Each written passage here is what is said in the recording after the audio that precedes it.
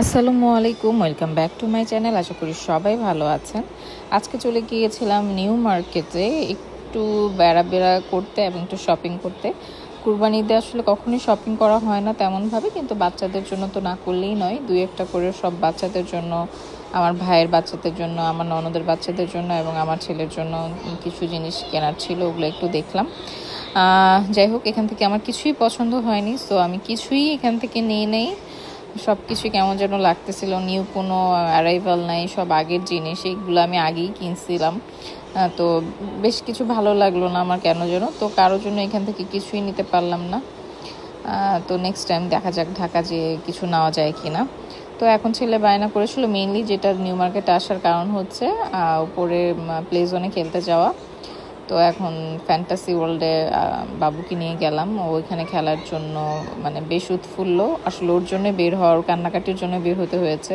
ওর পাপার হাতে বেশি টাইম ছিল না, মাত্র আধা ঘন্টার জন্য আসছিল, এর মধ্যেই আমরা বের হয়ে গেছি। তো এখন এই যে ভিতরে ঢোকার পর একটু আমি অবাকই হলাম। আমরা 1-1.5 বছর পর আসলে এখানে আসছি। আসানকে ছোটোকালে নিয়ে আসছিলাম এবং ঢুকে আমি খুবই আপসেট।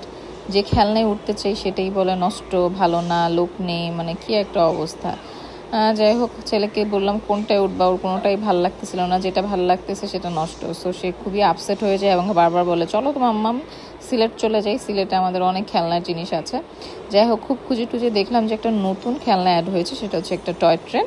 তো এই ট্রেনে বললাম তুমি উঠতে পারো, এটা ভালো লাগবে। তো ও রাজি হয়ে গেল এবং উঠে গেল।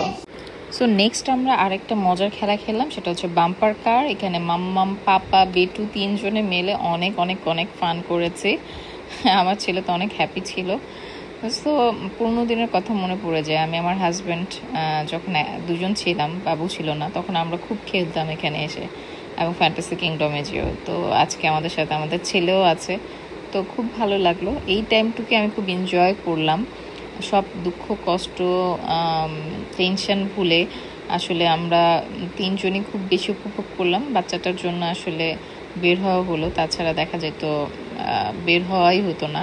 আজকে ওয়েদারও খুব ভালো ছিল, বাইরে রিক্সায় ঘুরতেও ভালো লাগছিল। তো এরপরে আমরা চলে গেলাম খাওয়া দাওয়া করার জন্য দিল্লি দরবারে। ওখানে যে অ্যাজ ইউজুয়াল আমার ফেভারিট, অনেক দিন পর খাবো, সেটা হচ্ছে ফালুদা, আইসক্রিম ফালুদা এবং একটা মিট বক্স অর্ডার করা হলো। মিট বক্সের সম্বন্ধে আইডিয়া ছিল না, কারণ এখানে সবসময় ছোলা ভাটোরা বা কি বলে ডোসা খাওয়া হতো। তো আজকে আমরা মিট বক্স ট্রাই করলাম, যেহেতু দুপুরে আমরা লাঞ্চ করেই বের হয়েছি, আর আমার হাজব্যান্ড মাত্র আধা ঘন্টার জন্য বের হয়েছিল, বিকজ ওকে আবার হসপিটালে চলে যেতে হবে তাড়াতাড়ি করে।